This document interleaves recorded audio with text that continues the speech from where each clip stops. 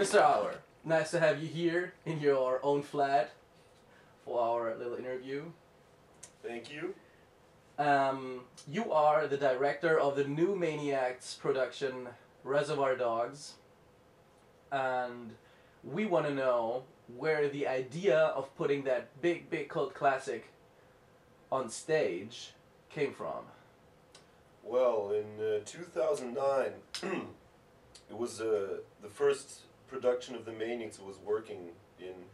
I was acting. I kind of got into the idea of directing a play myself, but I didn't have a particular play in mind, so it was just like a pipe dream.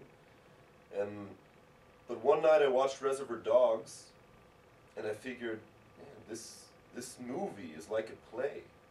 They're long scenes, they're just few settings, they're long dialogues. There's not much action in there. All the action can be put on stage as well. So yeah, that's where the idea came from. Took another 2 years until I actually got to doing it. But yeah, that's when the idea arose. You gotta be a great actor. You gotta be naturalistic as hell. If you're not a great actor, you're a bad actor. Bad acting is bullshit in this job. Bad acting gets you killed in this job. Like, look at the cane or do something so you actually know, okay, fuck. You said earlier that you were working with the maniACTs before. Since when did you enter the world of theater business, and is this your first play directing?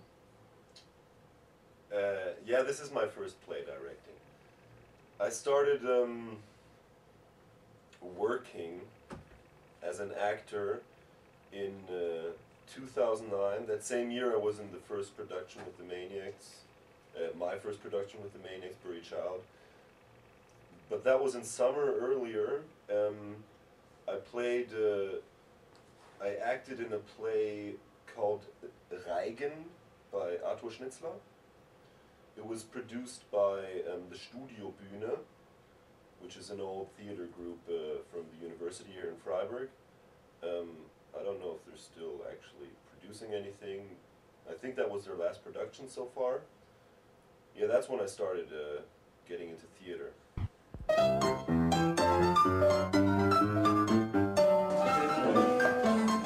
Yeah, no, this is just the stage. When we're looking at the stage, you're going to be doing it there. When we're actually doing the show. So do you enjoy that? Do you enjoy being the director, or would you rather play?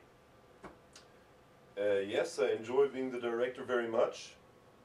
Well, let's say there are parts I really enjoy, which are working with the actors and so forth, and really seeing progress and kind of getting the actors to go out of themselves, getting into their character. I really enjoy that. There are a couple of parts of working as a director which I don't enjoy that much, which are the organizational things and so forth, because there's a lot to do.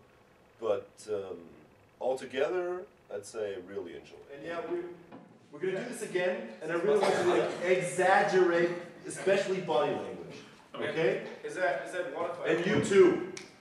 I want you to sit back and work, don't exaggerate the lines, but the body language, okay?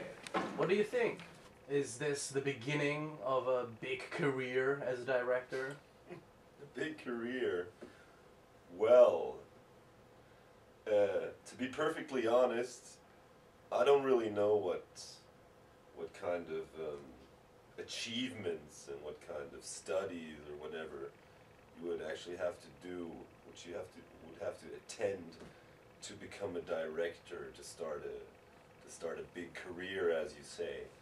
But I do hope this is not going to be the last production I can work in as a director, because, as I said, I enjoy it very much, and theater has, especially in these past few months, become a big part of my life, necessarily. I'm going to shoot you even worse, okay? Standing. You want to say? No, let's keep going. Fuck it, okay? And that's when you look at, you're like, okay, what's going on here? And then you break up the tension. You break up the tension, right? Okay. Hey, everybody cough up some green for the little lady. We'll see how my debut as a director will be. If the people will like it or not. That,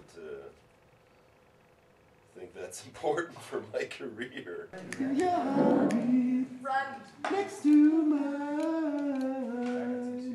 Whoa, can I just play this? Whoa. How about the cast? Under which circumstances did you cast those people? How did you find out that, yeah, this guy is the perfect man for the role? Well, the casting, yeah. The casting was a big deal because it was the first casting I was actually hosting, and I was very nervous about who would show up, would I make the right decision and so forth. But it kind of all got together by itself, because you can't just look at one character when you cast. You can't say, okay, he's perfect for my imagination as Mr. Purple, okay?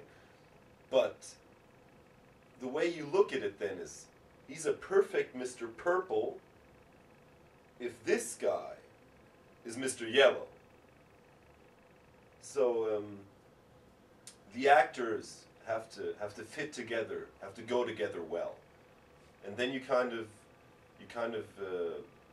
well, you're forced to make a certain selection of actors. Yeah. And I'm quite happy with the cast, actually. Could have been worse, way worse. I all like them, and yeah, they're committing themselves very much to the play. And so I can call myself lucky to have this cast.